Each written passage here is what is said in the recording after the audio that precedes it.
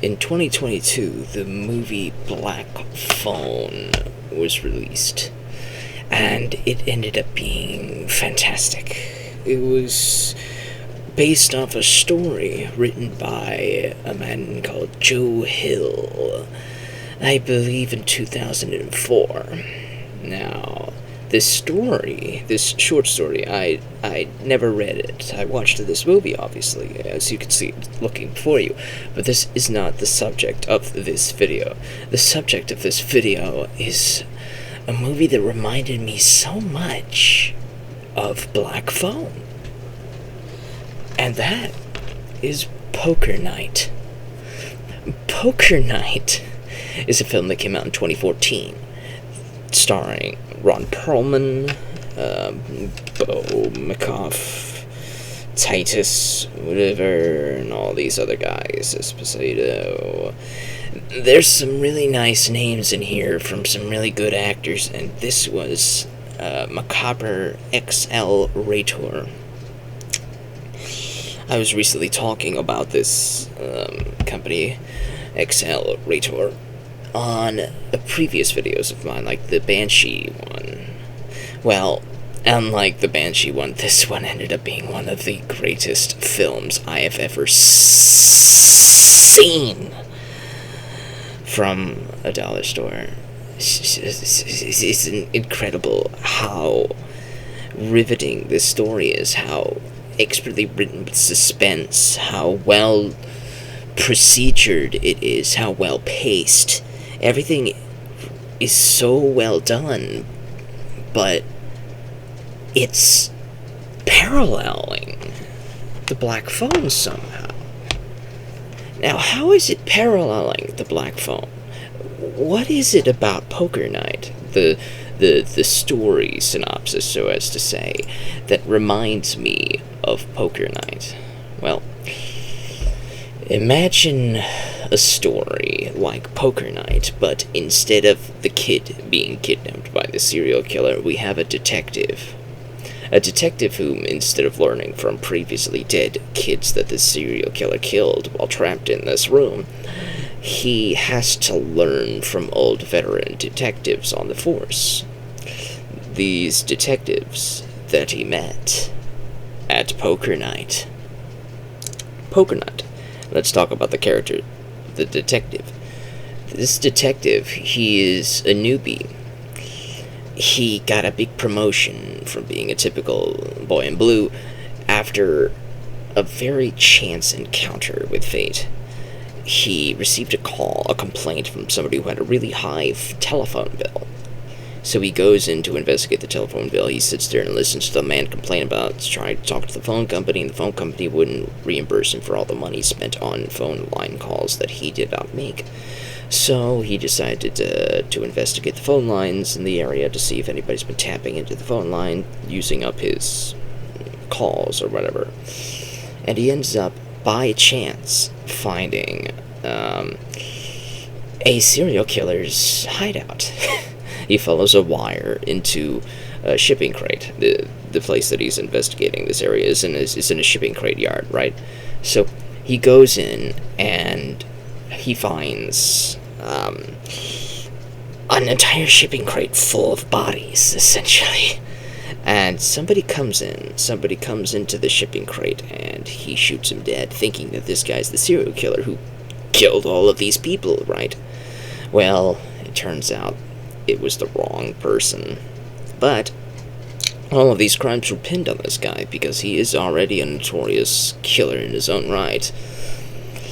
But it was the wrong killer.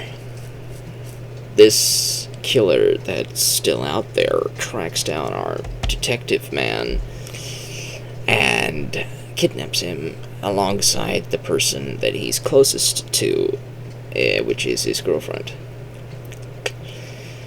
Now, like many characters in this story, everybody's kind of gray character-wise. You know, a lot of the victims were kind of douchey. In this one, our detective guy, the newbie, is kind of douchey. One of his detective buddies, one of the veteran detectives on the force that he's about to join after his promotion, has a daughter. This detective's daughter is, I believe, 17, maybe?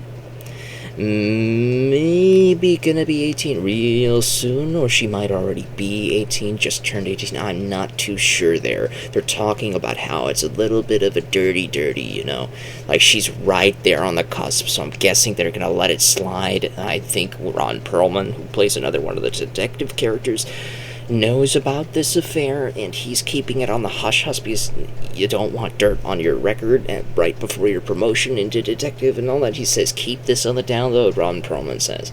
But I'm not too sure about her age. She's probably 18, but I just don't know. They're trying to make it very, very, very sketchy because the detective, the newbie detective who's about to get promoted, he's 25, so it's kind of a big gap there. But the girl has major odds for him, She's the one who's going after him. It's not like he's going after her. It's the other way around. The daughter is going after him real hard, And he did resist, to his credit, but he just didn't resist strongly enough. She got to him, and eventually he let her. So the serial killer, though, the one that got away, he's been stalking this newbie detective. And as he's been stalking every room, he's gotten serious incriminating evidence stacked against this newbie detective. He's been taking a lot of photos with the girl, and he's got the whole framing operation set up, a whole alibi, essentially, for his whole operations in the area. So he kidnaps the daughter first. A couple weeks pass, and the detective gets a call, and he goes out to investigate something, and then he gets kidnapped by this serial killer.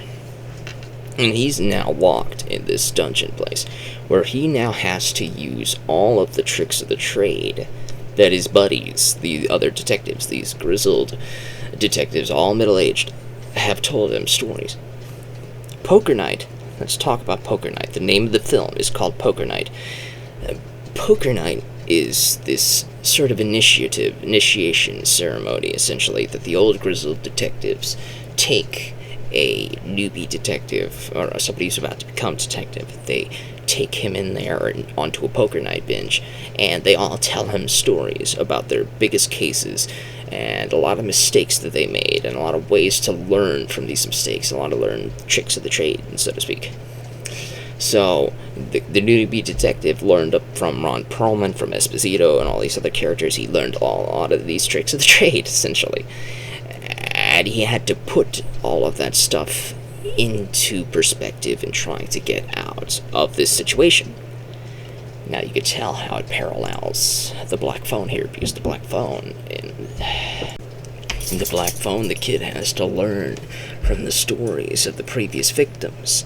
The victims all have stories, and we have a brief anthological flashback, so to speak, of each victim and their stories of how they tried to escape. And so they take all of their tricks of the trade and they teach it to the kid to get him to figure out how to get out. And that's a lot like how this film is set up. We go through a series of anthological flashbacks between each of the previous detectives' stories that they're telling the newbie. And we flash back to that detective story for about 5 minutes. And the stories are really good. I was riveted into all of these flashback stories through really good cases, through really good procedures. It's really well set up for something that you expect to not be good. You expected this to be very indie. You expect this to be very not high quality, but it turned out to be fantastic. The anthological story beats parallel the Black Phone, because the detective has to take everything that he's learned from the other detectives and their stories and their strengths and their weaknesses and their mistakes. He has to learn from all of that to get out. And yeah, I'm not going to spoil the ending for you. I'm not going to spoil who this serial killer ends up being, but I'm definitely going to tell you that this was one of the biggest surprises of my whole pickups from the dollar movies binge and all that stuff. This film, Poker Night, is worth your attention.